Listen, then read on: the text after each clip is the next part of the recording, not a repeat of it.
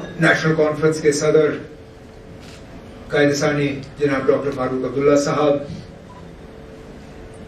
मेरे एडवाइजर जनाब नासिर असलम वानी साहब, तंजीम के हमारे एडिशनल जनरल सेक्रेटरी जनाब कमर अली आखुन साहब, मेंबर पार्लियामेंट जनाब हाजी हनीफा जान साहब, हमारे सीईसी, ईसी, काउंसलर हजरात, नेशनल कॉन्फ्रेंस के हमारे विमेन्स विंग और तंजीम के यहाँ बाकी सीनियर साथी हजरात, नेशनल कॉन्फ्रेंस के हमारे ट्रेजरर जनाब शमी ओबरॉय साहब, आप सबको मेरी तरफ से अस्सलाम वालेकुम और जूले। आज आप सबको यहाँ पे श्रीनगर में देख के एक तरफ से बहुत खुशी महसूस होती है, दूसरी तरफ से बहुत अफसोस भी होता है। खुशी इस बात का कि इन 5 सालों में भी हमारा ये करीबी रिश्ता ये लोग तोड़ नहीं पाए। बेशक हमारे 2 हिस्से जरूर किए, लेकिन ये खानदान नेशनल कॉन्फ्रेंस का, इस खानदान को ये तोड़ नहीं पाए, इस खानदान को ये अलग नहीं कर पाए। लेकिन अफसोस इस बात का कि हमारी इस खुशी में जितना हम आपको शामिल करना चाहते थे नहीं कर सकते हैं, क्योंकि एडमिनिस्ट्रेटिवली, चलिए दिल का रिश्ता ये तोड़ नहीं सकते, शायद सियासी रिश्ता भी ये तोड़ नहीं पाए, लेकिन जो एडमिनिस्ट्रेटिवली हमारा रिश्ता था, जहां आप जम्मू कश्मीर के हिस्से में थे, उसको तो कम से कम ये नुकसान कर पाए। नहीं तो इस नेशनल कॉन्फ्रेंस की कामयाबी में करगिल की भी कामयाबी होती। जब हम सेक्रेटेरिएट में मिलते हैं इन दिनों, जब कैबिनेट की मीटिंग होती है, जब हम लेजिस्लेटिव पार्टी की मीटिंग करते हैं और मैं दाएं बाएं अपने साथियों की तरफ देखता हूं, तो मुझे बार बार इस बात का एहसास होता है कि आप करगिल के साथी हमारे साथ बैठे नहीं हैं, और ये आपकी मंजूरी के बिना हुआ। अगर आपकी मंजूरी के साथ हुआ होता तो बात कुछ और होती, लेकिन जैसे कहा हनीफा साहब ने, सीसी साहब ने, इस फैसले में जरा से भी आपकी राय जो है शामिल नहीं की गई।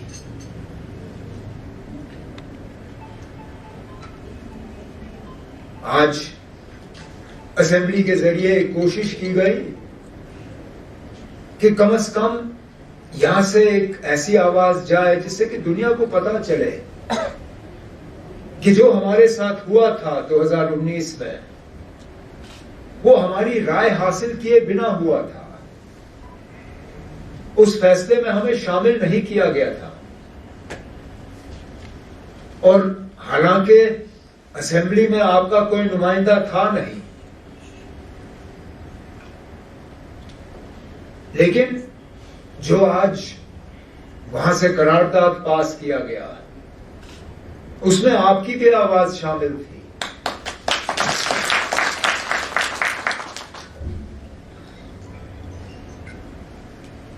अब आगे जाके अल्लाह ताला का क्या करना होगा कौन कह सकता है, क्योंकि अल्लाह ताला का जो मर्जी होती है ना, वो हमें कभी कभी समझ नहीं आता। अब देखें, दोनों यहां बैठे हैं, हाजी हनीफा जान साहब काउंसिल का इलेक्शन लड़ने निकले, नहीं जीत पाए। उस वक्त हनीफा साहब को लगा होगा कि मेरा अब रहा क्या, मैं काउंसिल नहीं जीत सका, आगे जाके क्या करूंगा। इनको क्या पता था कि अल्लाह ताला ने इनके लिए कुछ और रखा था। इनको पता ही नहीं था। तो वहां से पार्लियामेंट का इलेक्शन हुआ, सबकी मर्जी से ये उम्मीदवार बने, आराम से जीते। अब ये पूरे लद्दाख की नुमाइंदगी जो है उस बड़े ऐवान में करेंगे। मैं पार्लियामेंट का इलेक्शन लड़ने निकला था, नहीं जीता, और हारने के बाद मुझे समझ नहीं आया कि मैं अब करूंगा क्या। मैं पार्लियामेंट नहीं जीत सका तो आगे जाके क्या करूंगा। मुझे क्या पता था कि अल्लाह ताला ने मेरे लिए चंद महीने के बाद जम्मू कश्मीर के वजीर आला की जिम्मेदारी रखी थी।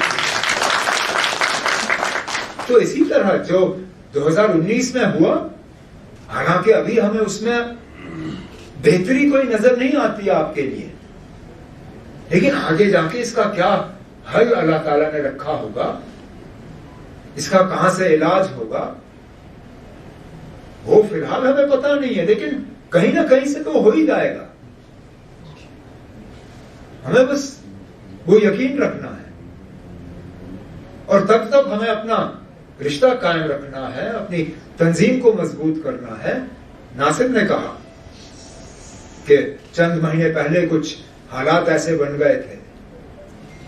वो हालात ये बने थे कि हम हाजी हनीफा जान साहब को पार्लियामेंट में देखना चाहते थे। उसके लिए हमें थोड़ी देर के लिए करगिल में अपनी तंजीम को बंद करना पड़ा, लेकिन इलेक्शन के फौरन बाद आखुन साहब, हाजी साहब, सीसी साहब, सबों ने फारूक साहब से बात करके कहा कि हम नए सिरे से अपनी तंजीम जो है वहां दोबारा खड़ा करना चाहते हैं। हमने कहा कि ना अभी असेंबली के इलेक्शन हो जाने दीजिए, उसके फौरन बात करेंगे। और चलिए इलेक्शन हो गए। जैसे नासिर ने भी आपको कहा कि फारूक साहब ने चिट्ठी के जरिए वहां पे जो हमारी तंजीमी जो हमारा ढांचा था उसको दोबारा कायम किया, और फिलहाल हमारे हनीफा जान साहब डिस्ट्रिक्ट प्रेसिडेंट के तौर पे काम करेंगे। और जैसे नासिर ने कहा, इनकी जिम्मेदारी और कमर साहब की जिम्मेदारी बनती है कि वो करगिल से आगे ले में भी नेशनल कॉन्फ्रेंस का ढांचा जो है वो कायम करें। ठीक है, ना सियासी तौर आप हमारे लिए कुछ करोगे, ना हम कुछ खास कर पाएंगे आपके लिए एडमिनिस्ट्रेटिवली, लेकिन हमारा एक रिश्ता कायम रहना ही हमारे लिए काफी है। मैं कहता हूं अगर कुछ महीनों में हमारी इसी तरह बैठ के बात हो, मिल पाए, अपना दुख दर्द जो है आपस में हम शेयर करें, आप हमारी खुशी में शामिल हो, हम आपकी खुशियों में शामिल हो, कहीं पे हमें दर्द हो तो आप उसमें शामिल हो, अगर आपको हो तो हम आपके साथ हमदर्दी करने पहुंचे। तो इससे ज्यादा हमें क्या चाहिए। ये तो आपका बड़ापन है कि इतना दूर आप आए यहां मुबारक करने। मेरे पास अल्फाज नहीं है जिनका इस्तेमाल करके मैं आपका शुक्रिया करूं कि आप यहाँ पर आए। मैंने तो नासिर से कहा था, जब नासिर ने मुझे कहा कि करगिल के हमारे साथी आना चाहते हैं, मैं कहता हूं मैं ये तकलीफ क्यों करें, मैं ही वहां जाता हूं। इन्होंने कहा इस बार ये आना चाहते हैं, फिर आप जाएं। तो अब जैसे नासिर ने कहा, साथियों से मशवरा करके कोशिश करेंगे कि रास्ता बंद होने से पहले हम वहां पे आए, ताकि कम से कम द्रास आप सब साथियों के साथ मिल बैठ के देखें कि आगे जाके हमने क्या करना है, जिससे कि तंजीम जो है और ज्यादा मजबूत हो। और मिल बैठ के, जैसे मैंने कहा, रिश्ता जो बाबा कौम के वक्त से शुरू हुआ, उस रिश्ते को हमने उसको और ज्यादा मजबूत करना है, आगे ले जाना है। और इसलिए मैं बिलखसूस अपने तरफ से, क्योंकि फारूक साहब तो खुद बोलेंगे अब, लेकिन मैं ज़ाती तौर आप सब एक एक का दिल की गहराइयों से शुक्रिया करना चाहता हूँ कि आज आप यहाँ पे आए। और हालांकि जैसे मैंने कहा, अफसोस इस बात का कि करगिल हमारे साथ है नहीं, लेकिन आप अपने आप को अकेले ना समझें। मैंने वैसे भी जब हाजी हनीफा जान साहब जीत गए थे, मैंने इन्हें कहा था कि आप अकेले पार्लियामेंट में नहीं हो, कम से कम जो 2 नेशनल कॉन्फ्रेंस के और मेंबर पार्लियामेंट हैं, आगा रुल्ला साहब और अल्ताफ साहब, उनको आप अपने खाते में गिनिए। जो भी आपके मुद्दे होंगे उसमें दोनों हमारे एमपी जो है बात करेंगे। इंशाल्लाह जल्दी यहाँ से हमारे राज्यसभा के मेंबर जाएंगे, जिनमें मैं उम्मीद करता हूँ इंशाल्लाह कि जनाब फारूक अब्दुल्ला साहब यहाँ से राज्यसभा के तौर पर जाएंगे। मैं आपको यकीन दिलाता हूँ कि जितने भी आपके इश्यूज हैं, आप सिर्फ हमें बताइए, उसके बाद पार्लियामेंट में, राज्यसभा में उनको उठाना और उनका इलाज करवाना वो हमारी जिम्मेदारी है, वो हम कर लेंगे। बाकी यहाँ इस हुकूमत की तरफ से भी हम आपके लिए बात कर सकते हैं। बेशक फाइलों पे हम दस्तखत नहीं कर सकते, लेकिन हमारी जबान पे ताले नहीं लगे हैं।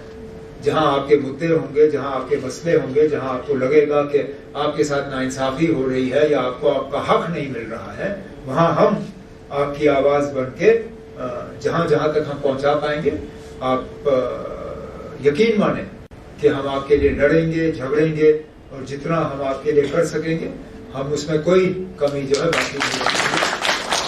तो एक बार फिर आपका शुक्रिया करते हुए मैं माइक अब जनाब फारूक अब्दुल्ला साहब के हवाले करता हूँ। वज़ीर आला उमर अब्दुल्ला साहब, कमर आखून साहब, आपके चेयरमैन सीईसी के, आपके मेंबर पार्लियामेंट हनीफा जी, और सारे जितने आप तशरीफ लाए हैं, सबको मैं वेलकम करता हूँ।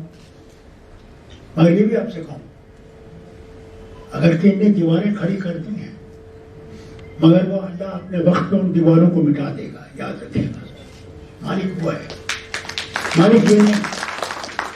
जिस दिन हमें समझे वो मालिक है तो हम अल्लाह से दूर हो जाते हैं। हमारा मालिक अल्लाह है, वही ताकत देने वाला है, वही जान लेने वाला है, वही देने वाला है। ठीक है, मुझे याद आता है जब वो एक ही डिस्ट्रिक्ट था और हमने देखा कितना नाइंसाफी आपके साथ होती थी। मेरे वालिद ने देखा कि आपको तो बिल्कुल ही भूल गए। और मुझे याद है कि जब आपका डिस्ट्रिक्ट बना, कितना शोर एक तरफ से हुआ, हमें रोक दिया गया, और हमने देखा उस नाइंसाफी को दूर करने का कोई और रास्ता था ही नहीं। और मुझे याद है वजीर आला होके जब इंदिरा गांधी जी तशरीफ लाई कारगिल में, तो मैंने उनसे कहा, गुजारिश की, ये काम करता है, मैंने उनसे गुजारिश की कि साहब देखिए, यहाँ के लोग कहते हैं यहाँ हवाई अड्डा ठीक करिए कि हम लोग की आना जाना आसान हो जाए। फिर आपका ये डिमांड था कि साहब जिस तरह से इन्होंने लद्दाख स्काउट्स बनाए, कारगिल स्काउट्स क्यों नहीं बनाते? इनका भी हक है, इन्होंने भी जंगों में हमारा साथ दिया है, लड़ा है। कोई भी इनकी तरफ से आप देखेंगे मिलिटेंट नहीं बना, भारत के साथ खड़े रहे, अटूट अंग के साथ खड़े रहे। ये चाहते हैं ये स्काउट बने, कारगिल स्काउट भी बने। और रेडियो आपको चाहते थे कि सर आपसे रेडियो से ताल्लुक रहे, क्योंकि आपकी जबान अलग है, आपका लोगों तक पहुंचना। और हम चाहते थे कि न सिर्फ आप बल्कि जो हिस्सा उनके पास है, ये रेडियो उसके जरिए से जो हमारे साथी वहां हैं उनको भी पता लगे कि हम जिंदा कौम है, हम मरे नहीं हैं। हुआ क्या? कहा नहीं साहब हम लद्दाख स्काउट्स में ही इनको ले लेंगे। मुसलमानों से घबराते थे, आज भी घबराते हैं। ये हमारी मुश्किलात हैं, अल्लाह ताला चाहे कि ये दूर हो। और मुझे याद है इनके वालिद आगा साहब, वो इतने मॉडर्न लुकिंग थे, जब आप लोगों ने वहां पे करगिल में शोर किया कि साहब ये जो यहाँ पे कल्चर का सेंटर है हमें नहीं चाहिए, बंद कर दीजिए, इनके वालिद से उन्हें कहा नहीं यहाँ लाइए, यहाँ हम चाहते हैं, क्योंकि हम बहुत पीछे थे, तालीम से पीछे थे, हर चीज से पीछे थे। और उनकी नजर थी आगा साहब सांपू की कि अगर हमने तरक्की करनी है तो हमने तालीम जो है अपने बच्चों और बच्चों के पास पहुंचाना है, तभी हम कहीं पहुंचेंगे। आपका हाल क्या था? सारे अफसरबाज वो श्रीनगर से हो, जम्मू से हो, आपका कोई नहीं, बहुत कम पढ़े लिखे, तो कैसे उठते थे आप? कैसे उठ सकते थे? फिर आपकी अस्पताल का हाल ये कि जब वहां ऑपरेशन करना पड़ता था तो हमें मिलिट्री वालों से वहां वो एनेस्थेटिक देना पड़ता था सुगम करने के लिए कि वो डॉक्टर वहां जो सर्जन है वो ऑपरेशन कर सके। फिर आपके लिए हम लोगों ने खास एक प्रोग्राम बनाया कि साहब हमारे अस्पतालों में इन डॉक्टरों को 1 साल की ट्रेनिंग दीजिए कि हमें उनसे लेना ना पड़े और हमारे खुद एनेस्थेटिस्ट वहां पे हो। मैंने वो हालत देखी, आप क्या नहीं था, यानी जैसे कि आप इंसानों में गिने नहीं जाते थे, उस हालत में था आपकी जगह थी। ये तो अल्लाह का करम है, श्री कृष्ण डिस्ट्रिक्ट बनाया, आप लोगों ने उसकी मदद की और आप लोगों के बच्चे अब बड़ी बड़ी तालीमें पा रहे हैं और कहां कहां पहुंचे हुए वो हो। जबकि हमारे दिमाग, और मैं इस्लामिया स्कूल का भी शुक्रिया अदा करना चाहता हूं, इस्लामिया स्कूल में हमारे साथ खड़ा रहा, हमें भूलना नहीं चाहिए। अगर के लोगों ने बहुत कोशिश की कि डिवाइड करने की, मगर आम लोगों ने इसमें मदद नहीं। जब बीमारी आई न जाते किस तरह, फिर वो दिल्ली के डॉक्टर आए, रहन वगैरह पहुंचे अपने कैंप लगाने के लिए आप लोगों को, क्योंकि गुर्बत का हाल इतना था। मैं तो कई सालों से वहां गए नहीं, मुझे पता नहीं अब क्या हाल है। इंशाल्लाह जिस दिन उमर साहब जाएंगे मैं खुद जाना चाहता हूँ, मैं भी देखना चाहता हूँ आप सचमुच इतने सालों से कहां पहुंचे। 2002 में मैंने हुकूमत छोड़ दी, इसे तब से मैं देखना चाहता हूँ कि सचमुच आज मैं उसके बाद यहाँ पे आज पहली दफा यहाँ आया इस कमरे में। नहीं तो वो मीटिंग मेंबर पार्लियामेंट था तो मुझे ऊपर वो मीटिंग करनी पड़ती थी, इस कमरे में कभी नहीं आया। ये अल्लाह का करम है, यहाँ के लोगों ने भरोसा किया कि ये जमात जो है यही इनके मुश्किलात को दूर कर सकती है। इसमें आपको कहूँ वो हमारे पूरा अजली दुश्मन इस जमात के, वो भी आज खड़े हो गए। इस जमात के बगैर हमारी इज्जत कोई बचा नहीं सकता। और अल्लाह का शुक्र है कि आपने भी एक मुतहदा महाज बनाया। अगर आपकी कामयाबी हुई कि ये पार्लियामेंट में बैठे हैं, ये तब हुआ जबकि आप सब इकट्ठे हो गए, कोई फर्क नहीं रहा। उस फर्क ने इस आवाज को वहां पहुंचाया।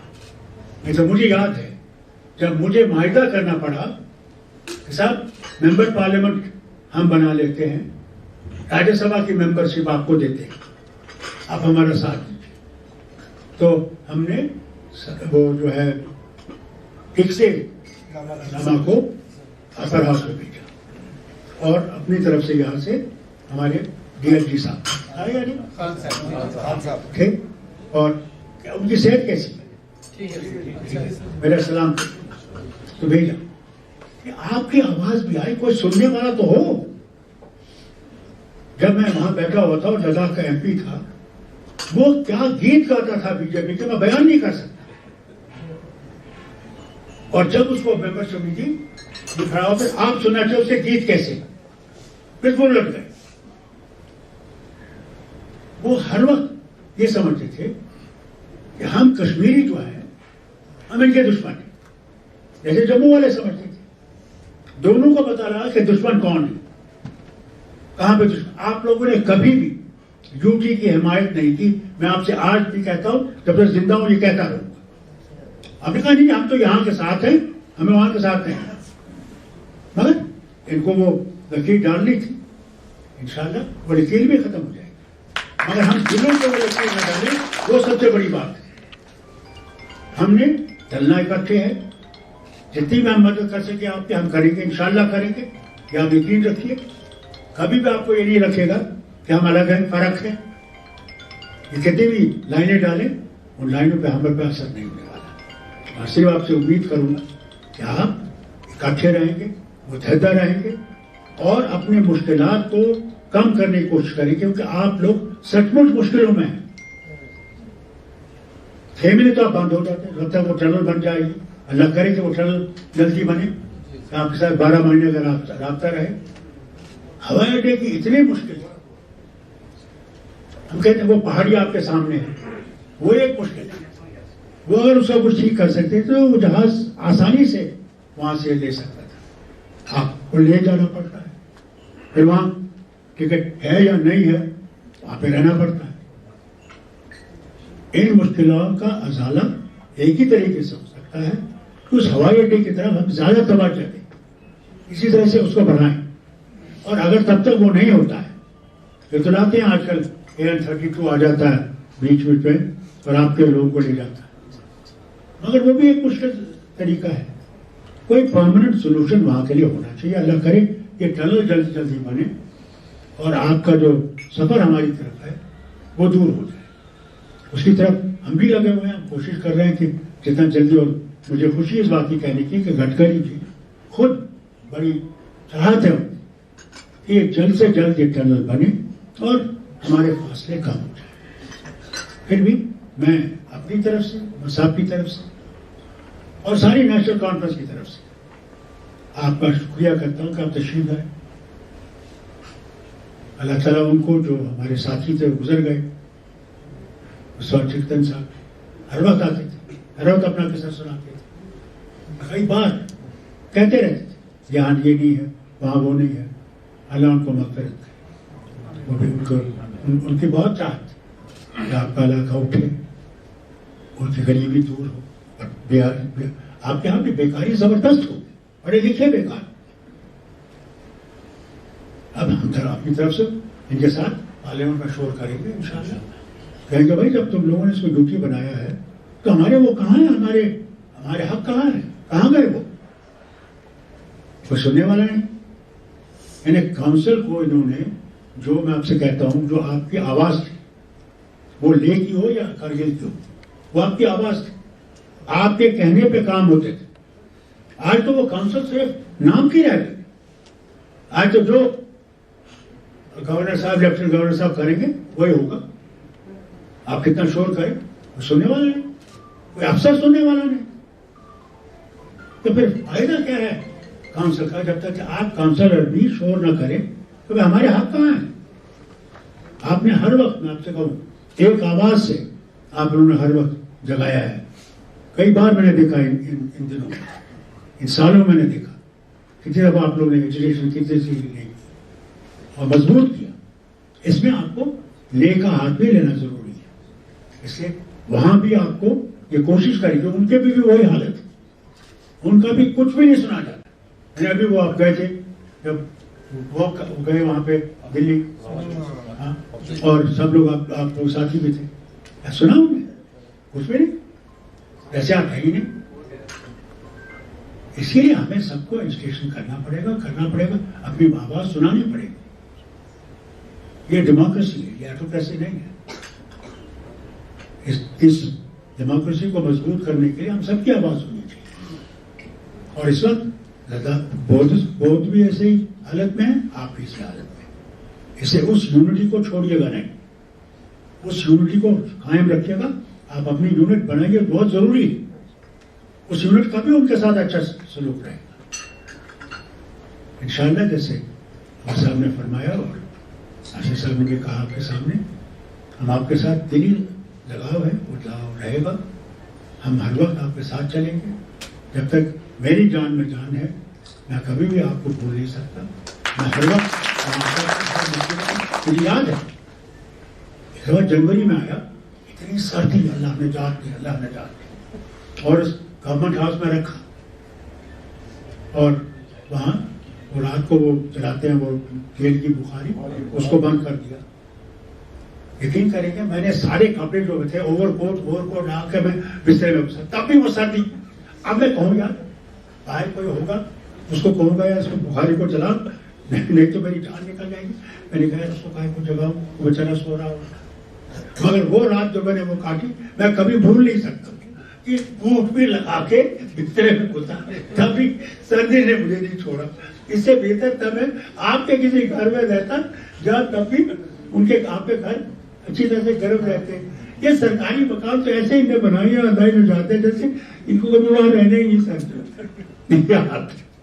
चलिए ये मुझे यादें हैं वहाँ की, और अल्लाह करे कि फिर मुझे अल्लाह तक तौफीक दे कि मैं वहाँ आऊँ, आपसे मिलूँ और उम्मत जल्दी जल्दी इसका फैसला करें, इससे पहले कि मौसम खराब हो, जहाँ वहाँ पहुँचे और आप लोग से मिले, वहाँ पे आपके घर पे आए और याद करें फिर से वो दिन जब मैं आया करता था। अल्लाह आपको सलामत रखे, खुशियों से वापस ले जाए, और आपने जो मुबारक दी है हमें इस कामयाबी पे, ये कामयाबी ज़रूर है मगर कांटों का ताज भी है, क्योंकि जो हालत यहाँ 10 साल में हुई है मैं बयान नहीं कर सकता। अस्पतालों का हालत देखिए, स्कूलों की देखिए, ऐसे ऐसे लोगों को निकाल दिया है बिना किसी वजह से, उनको नौकरी से निकाल दिया या ऐसे ट्रांसफर्स किए हैं जिसके बारे में आपसे कह नहीं सकता। सिर्फ एक वो ना उनसे कुछ क्या कहूँ वैसे बदला लेने की बात, इसको भी गवर्नमेंट को देखना है। गवर्नमेंट को यहाँ पे इतने काम है जो इन्हें मंशूर में आपने देखा होगा। मैं अल्लाह से हर नमाज में ये मांगता हूँ, या अल्लाह हमें तौफीक दे कि हम इस मंशूर को पूरा कर सकें, लोगों की मुसीबतों को दूर सकें। बहुत बहुत शुक्रिया आपका, अल्लाह सलामत रखे आपको। हम लोग आपके साथ हैं, हर वक्त रहेंगे, और इंशाअल्लाह अल्लाह हमारी मजबूरियाँ दूर करेगा और एक दिन ये लाइन जरूर खत्म हो जाएगी।